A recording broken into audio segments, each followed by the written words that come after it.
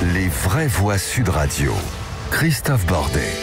Les vraies voix sur Sud Radio avec Françoise Degois, avec Philippe David qui a arrêté le sport et ça se voit. Oh, mais qu'est-ce que vous avez aujourd'hui avec lui? Mais ça va pas, non? Vous aussi, vous avez arrêté le sport? Je l'ai arrêté il y a très longtemps, mais vous l'avez jamais commencé. C'est ça au moins qui nous... Je le commence toujours, mais je le termine jamais. Oui, moi, vous faites quoi? Vous faites la gym des paupières, c'est ça? 1, 2, 3, 4, c'est ça? Alors, si vous nous regardez sur le Facebook Live, on pourrait mettre en place effectivement quelques exercices de sport. C'est bien. Comme au temps de Véronique et Davina. Hop, hop, hop, hop, hop. Et là, un œil, un autre, un œil, un autre. On peut faire les doigts aussi. Ah bon? Comment? Allez-y. Sans moi, Christophe. François, t'inquiète pas, sans on vous, le les doigts défiera sur la le gymnastique. Ah pardon. On va t'amener faire du ski, David et moi, tu vas voir. C'est ça. Chers amis, notre débat abus sexuel dans le patinage artistique, le président de la Fédé des sports de glace qui tente de s'expliquer cet après-midi, le président du club de foot d'Angers visé par une plainte pour agression sexuelle. Bref, ça n'arrête pas et cette question, peut-on mettre fin aux agressions sexuelles dans le sport? 0826 300 300, vous êtes les bienvenus pour en parler avec nous. Et puis Clément, les réseaux sociaux, ça donne quoi pour le moment? 74% de nos auditeurs pensent que oui, il est possible de mettre fin aux agressions sexuelles dans le sport. Il y a un commentaire de Matt qui nous dit « Ils sont partout et nulle part, les pédophiles. Il n'y a qu'avec des lois extrêmement sévères qu'on pourra les arrêter et pas avec du sursis comme souvent. » Nos invités sont déjà là. Béatrice Barbus, sociologue du sport, qui a beaucoup travaillé sur le sexisme dans le sport. Bonsoir. Bonsoir. Et merci beaucoup de nous avoir rejoints. Christine Bouillot, ex-internationale de handball, féminin évidemment, et journaliste Sud Radio, qui sera également avec nous dans quelques secondes maintenant. Et puis avant de vous donner la parole, Cyprien Pézeri, le reporter Sud Radio, est également présent. Vous avez assisté à la conférence de presse de Didier Gaillaguet, le patron des sports de glace. Didier Gaillaguet, alors était-il au courant de cette affaire ou pas? Eh bien, Christophe, ça dépend de quoi on parle, au courant de quoi. Dans sa conférence de presse, il dit avoir été informé, je cite, d'une situation gênante, équivoque de la part de Gilles Beyer. Mais il précise qu'il n'était pas au courant, je cite encore, de viol, ni même d'attouchement de la part de l'entraîneur. Une situation gênante, oui, des viols, non. Il assure avoir lui-même demandé à la ministre des Sports de l'époque qu'une enquête administrative soit conduite à l'encontre de Gilles Beyer. Je n'ai absolument pas protégé Gilles Beyer. Je suis celui-là même qui a diligenté l'enquête auprès de la ministre. Enquête qui a conclu que Gilles Beyer ne devait pas être au contact de mineurs. Mais selon lui, les conclusions n'ont pas été respectées par les ministères des Sports et de l'Éducation nationale. Il assure lui-même avoir cherché à convaincre Beyer de ne plus être en contact avec des mineurs. Donc pour répondre très clairement à Christophe à votre question, Gaillaguet dit qu'il était au courant d'une situation gênante, mais pas de viol. Il assure avoir appris ces présomptions de viol il y a seulement 10 jours, lors de la publication du livre de Sarah Abitbol, Un si long silence. Pour lui, la faute vient des ministères des Sports et de l'Éducation nationale. À la question que les journalistes lui ont posée assez logiquement, tout le monde savait. Pourquoi vous, président de la fédération, étiez-vous le seul à ne pas être au courant? Eh bien, il renvoie la balle. Sa réponse, s'il savait, pourquoi eux n'ont-ils pas parlé? Alors Didier Gaillaguet va-t-il démissionner? Parce que c'est quand même ça qu'on attendait de sa part un peu cet après-midi. Va-t-il démissionner, comme lui demande la ministre des Sports? Et depuis aujourd'hui, l'ensemble du gouvernement d'ailleurs, pour être clair. Eh bien Christophe, très simplement, je vous propose d'écouter sa réponse. Pour être démissionnaire, il faudrait que j'ai commis une faute. Or, je n'estime pas en avoir commise. Des erreurs, certainement, et plusieurs. Mais pas des fautes. La ministre ayant annoncé qu'elle mettait en place une inspection générale. J'attendrai donc les résultats de cette inspection avant de prendre une décision sur une démission demandée. Il m'est demandé de démissionner à propos de faits qui remontent à 30 ans, où j'étais absent de la FFSG, des faits que je connais depuis 1 semaine et demie. C'est comme si on demandait à Madame la Ministre de démissionner parce que dans son propre club de natation à Clamart, où il fut trouvé un pervers sexuel, a-t-elle d'ailleurs diligenté une enquête. Si coup de balai il faut le faire déjà chez soi. Pas de démission donc, tant que le rapport administratif n'est pas rendu. Mais par contre, difficile de savoir à quelles conditions il démissionnerait une fois le rapport publié. Il assure que sa démission ne changerait rien au problème d'attouchement sexuel et de viol dans le patinage. Mais il assure que la fédération n'est pas, je cite, un ramassis de pervers sexuels avec une culture du viol. Et dans sa déclaration, il renvoie même la patate chaude, vous l'avez entendu, à la ministre des Sports, ancienne championne de natation. Ministre qu'il qualifie, je cite encore une fois, de ministre moralisatrice. Vous l'avez compris, Christophe, une prise de parole très offensive d'un homme homme qui a le sentiment que son honneur est sali. Ouais. Il assure quand même que, ça je voudrais qu'on y revienne, parce que il assure que sa démission ne changerait rien au problème d'attouchement sexuel et de viol dans le patinage. Quand j'ai entendu cette phrase tout à l'heure, effectivement, je me suis dit, mais c'est tellement facile. C'est tellement facile de dire ça, c'est presque lamentable. J'ose le dire, c'est presque lamentable. Non mais c'est vrai, honnêtement. Excusez-moi, quand il qualifie Roxana Maracineanu de moralisatrice, ça me fait penser à Philippe Solers qui qualifiait Denise Bombardier de mal baisée il y a quelques années. Sud Radio, les vraies voix. Le débat est ouvert. On a déjà connu plus fin, mais c'est pas moi, c'est grave. Philippe Solers, je le sais. Oui, bien sûr. Je le disais, Béatrice Barbus, sociologue du sport, est avec nous, évidemment. Et puis Christine Bouillot, ex-internationale de handball et journaliste Sud Radio également. Alors, Christine Bouillot, tiens, je voulais commencer avec vous. Comment jugez-vous la défense, justement, du patron du sport de glace, Didier Gaillaguet, qui dit, on l'a entendu, qu'il a découvert les faits il y a quelques jours, avec le livre de Sarah Abitbol et dans la presse? C'est un Didier Gaillaguet, je dirais, qui est fidèle à lui-même. Hein. C'est un homme qui est habitué à défendre des dossiers puisque il a quand même eu d'autres affaires au sein de la Fédération française des sports de glace. Je dirais, alors je vais utiliser le mot, mais en même temps, il reprend factuellement tous les éléments que l'on a tous aujourd'hui entre les mains.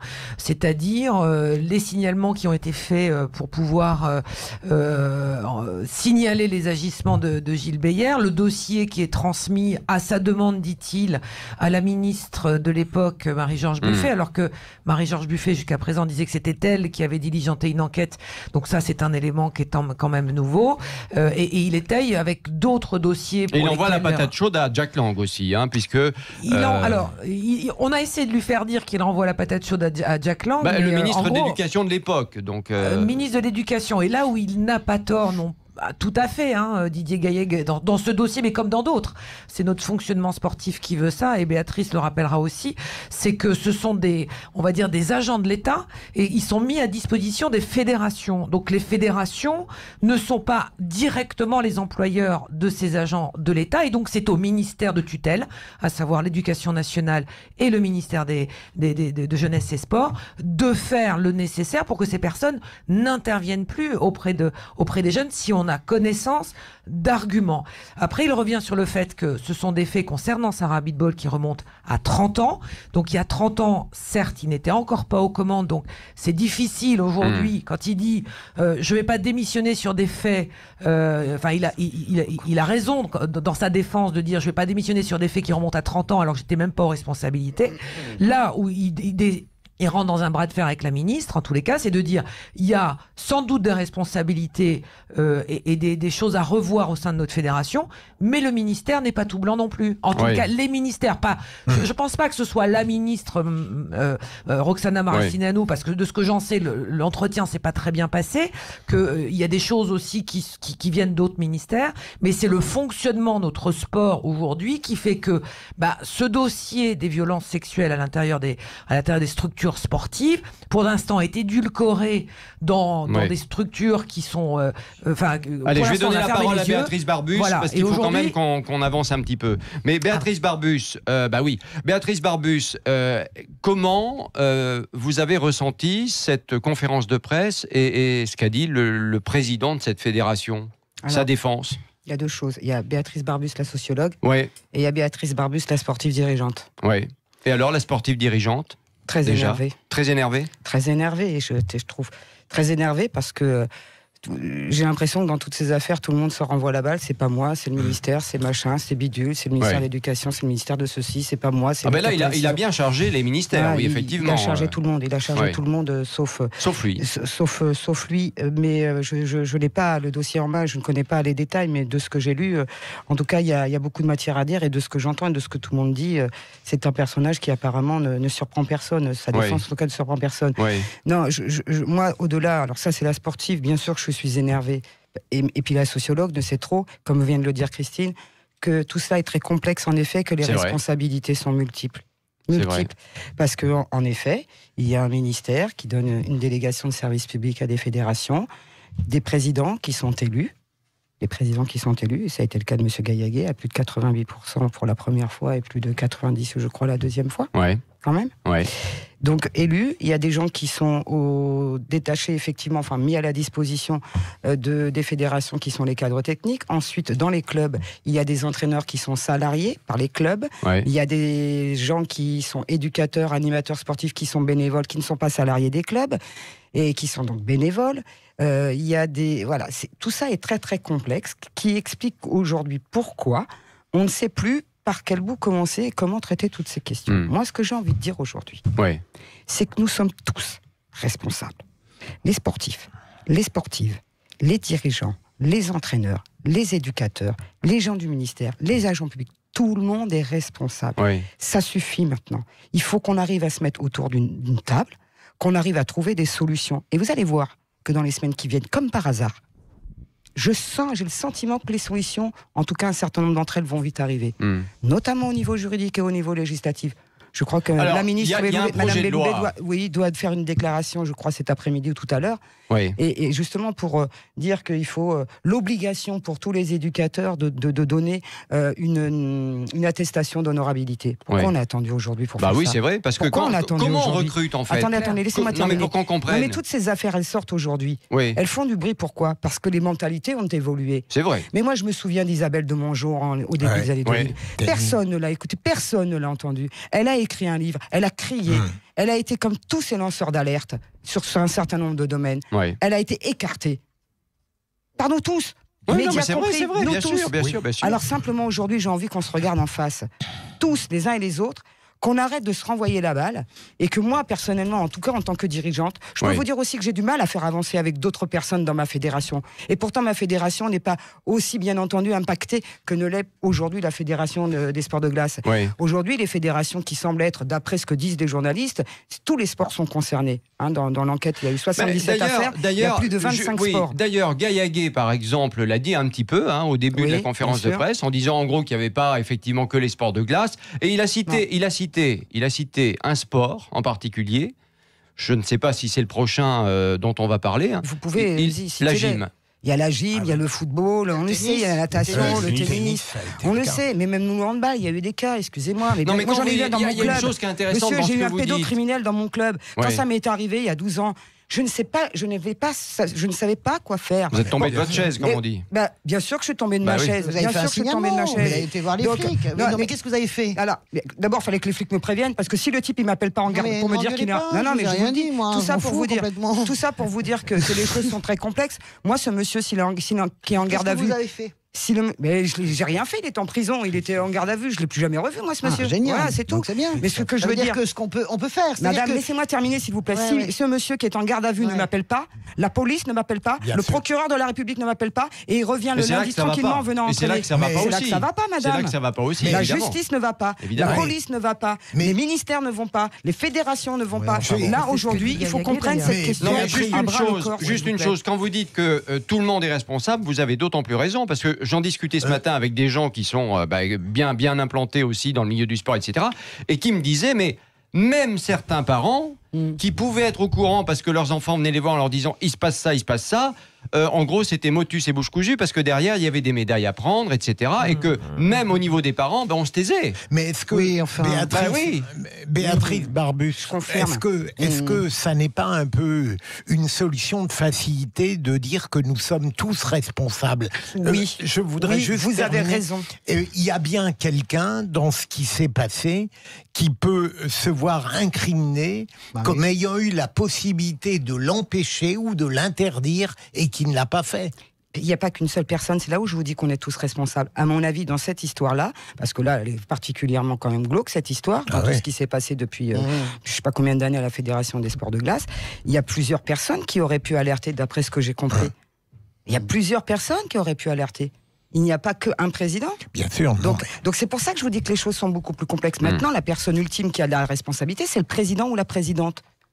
Donc c'est là où nous devons, en tant que moi je suis secrétaire général de la fédération, je me sens un devoir d'essayer au sein de ma fédération de faire avancer les choses et qu'on le mette en place le plus rapidement possible, un plan d'accompagnement, un plan de formation, un plan de sensibilisation. Maintenant, ce que je veux dire, donc pour répondre à votre question que vous posez là, sur laquelle on discute, bien sûr qu'il est possible de faire des choses pour éviter ce genre de phénomène, mais il va falloir dégager des moyens. Il va falloir dégager des moyens, des moyens financiers. Et de la morale surtout. Et oui, mais pour faire la morale, pour aller faire de la sensibilisation, pour aller faire de la formation auprès des encadrants, il faut bien des gens. Ouais. Qui va les payer, ces gens-là? C'est comme les féminicides. Quand vous avez l'Espagne qui dépense 1 milliard et la France 500 millions seulement, comment on fait sans moyens pour développer tout ça? Donc moi, ce que je dis aujourd'hui, c'est que j'en ai rien à faire du Super Bowl. J'en ai rien à faire que Kylian Mbappé, il se prend la tête avec son entraîneur. Pour moi, la priorité aujourd'hui dans le sport, elle se trouve là, tout sport confondu. Et j'en appelle très sérieusement aux dirigeants de toutes les fédérations que le 20 février, j'espère que tout le monde sera là, puisque la ministre nous a convoqués, va nous convoquer. J'espère que tout le monde sera là et que tout le monde ne baissera pas la tête. Moi, j'attends que les dirigeants aujourd'hui prennent les choses à bras le corps, parce que je vois qu'en interne, on a du mal à faire avancer les choses. Je vous le dis sérieusement. On poursuit le débat dans un instant dans les vraies voix. Attendez, colosse au pied d'argile, puisque M. Gaillaguet a dit qu'il avait fait des choses et qu'il avait fait intervenir. Et donc, dans sa fédération, il n'y avait pas de problème. Voilà ce que déclare Colosse au pied d'argile. C'est qui Colosse au pied d'argile? C'est Sébastien Wex, et c'est un ancien rugbyman qui a monté cette association contre la pédophilie, puisque lui-même s'étant fait violer quand il était petit. Merci de ne pas se servir de nous comme bouclier de défense. Péchala essaie depuis 3 ans de nous faire intervenir sans succès. Votre réponse est la suivante: nous n'avons pas de problème dans notre fédération. C'est la réponse de Gaillaguet. Allez, on va poursuivre le débat dans un instant dans les vraies voix sur Sud Radio. Abus sexuels dans le patinage artistique, le président de la Fédé des sports de glace qui a tenté de s'expliquer cet après-midi, le président du club de foot d'Angers visé pour sa part par une plainte pour agression sexuelle. Bref, ça n'arrête pas. Et cette question, peut-on mettre fin aux agressions sexuelles dans le sport? 0826 300 300 et les réseaux sociaux. Clément Barguin. 73% de nos auditeurs pensent que oui, il est possible de mettre fin aux agressions sexuelles dans le sport. Allez, à tout de suite, on va retrouver Christine Bouillot dans un instant. Sud Radio. Parlons vrai. Sud Radio. Parlons vrai. Parlons vrai. Parlons vrai. Sud Radio, parlons vrai. Sud Radio. Parlons vrai. Et votre marchand de journaux. Les vraies voix Sud Radio. Christophe Bordet. Les vraies voix sur Sud Radio avec la suite de notre débat abus sexuel dans le patinage artistique. Le président de la Fédé des sports de glace qui a tenté de s'expliquer cet après-midi. Le président du club de foot d'Angers visé par une plainte pour agression sexuelle. Bref, ça n'arrête pas, je le disais. Et cette question, peut-on mettre fin aux agressions sexuelles? Vous êtes les bienvenus. Et sur les réseaux sociaux, mon cher Clément Barguin. Oui, ça vote beaucoup sur les réseaux sociaux. 73% de nos auditeurs pensent que oui, il est possible de mettre fin aux agressions sexuelles dans le sport. Béatrice Barbus, sociologue du sport qui a beaucoup travaillé sur le sexisme dans le sport, est avec nous également à la fédération de hand. Christine Bouillot, ex-internationale de handball. Moi, je dis handball, j'adore ça. Handball, vous aimez ou pas? Non, on préfère handball parce que... Vous savez pourquoi je dis ça? Parce que ce matin, notre amie Cécile de Ménibus, elle a dit handball. Alors j'ai dit, tiens, pourquoi pas? Sauf que dans le hand, c'est ce que l'on dit pour les filles. On dit le vrai handball, c'est pour les hommes, et le handball, c'est pour les femmes. Donc c'est discriminant. Exactement. Bon, d'accord. Je ne savais pas ça. Et journaliste Sud Radio. Est-ce qu'on peut juste demander une chose à Christine qu'on a entendue au début du débat il y a un instant? Est-ce que vous avez l'impression, ma chère Christine, que tous les sports sont touchés aujourd'hui par les abus sexuels? Ce que disait d'ailleurs Gaillaguet entre les lignes, il a parlé de la gym à un moment, mais est-ce qu'à votre avis tous les sports à un moment, là c'est un peu la bombe à fragmentation et que c'est pas terminé, ça ne fait que commencer? Quel est votre sentiment?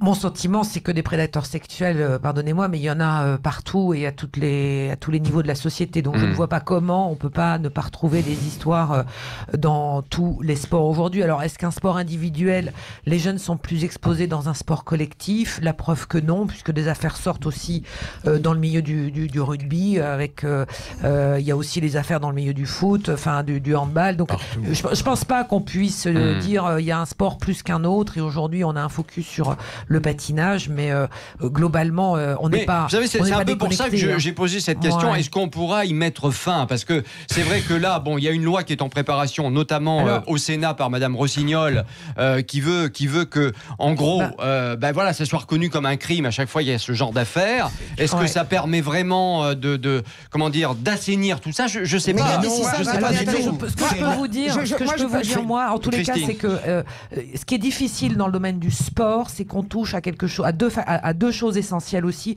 qu'il n'y a pas peut-être dans les autres strates de la société, comme dans le milieu du travail par exemple. Ouais. Vous touchez à la passion des gamins, donc ça c'est compliqué, et aussi à l'engouement des parents qui font un transfert sur leurs enfants. Et souvent ça, vous imaginez un enfant qui a 10, 12 ans, une petite fille, qui se retrouve confrontée à ce genre de situation, mais qui a ses parents qui la poussent derrière, un entraîneur qui a une mainmise sur elle, psychologique, voire physique. Donc, comment fait-elle pour aller frapper à la porte ou appeler un numéro alors qu'elle a cette pression-là? C'est extrêmement compliqué. Et en plus, on a un rapport au corps, hein, c'est ce que j'explique, hein, c'est que les athlètes, quels qu'ils soient, les petits sportifs, sont très vite jugés aussi. Mais on leur demande déjà, très vite. Je dirais, Christine, que c'est pas simplement dans le sport. Je pense que des affaires sortiront à un moment donné dans les conservatoires, également dans les écoles de danse. À partir du moment où vous avez un adulte qui exerce une influence, presque quasiment une fascination, qui devient une sorte de maître et de mentor pour un enfant, eh bien, voilà.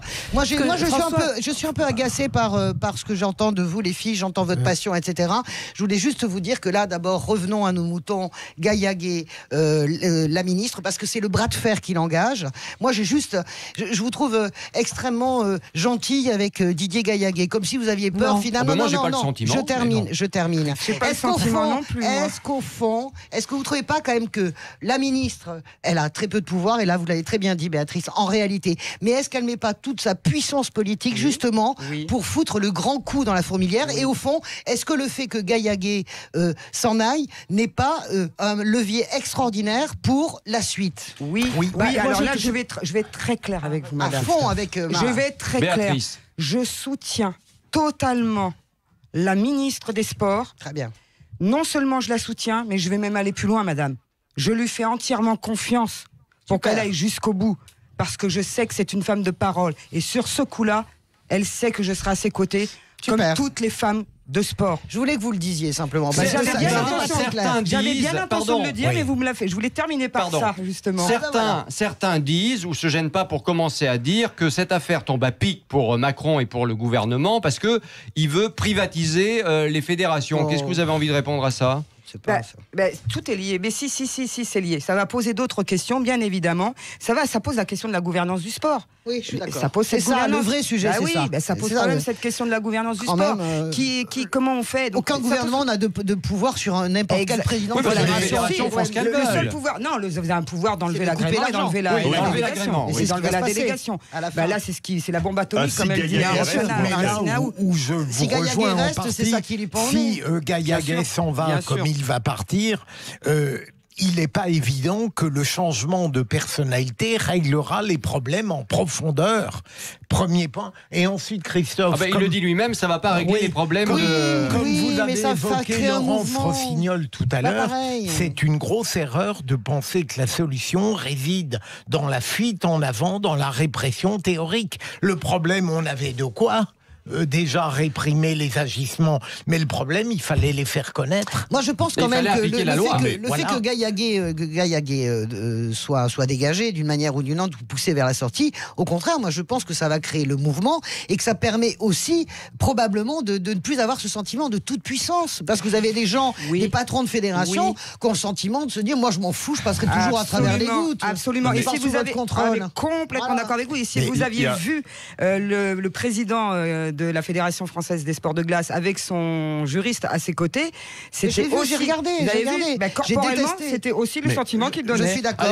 Je suis tout puissant, j'ai trouvé ça odieux. J'ai l'impression que dans l'État du Royaume-Uni, il y a 3 ans, en novembre-décembre 2016, il y a eu un scandale de pédophilie dans le foot qui est sorti, avec Barry Bennell, un entraîneur quand même à Manchester City et Stoke, qui formait des jeunes, qui en avait violé 12, qui a pris 30 ans de prison. Et ils ont fait une hotline, 30 ans je crois qu'il a pris. Non, mais le nombre de jeunes violés. Non, mais ça a été reconnu, je crois, pour 12, mais il y en avait de nombreux autres. Et ils avaient fait une hotline avec un parrain qui s'appelle Wayne Rooney, alors un attaquant mythique de Manchester United.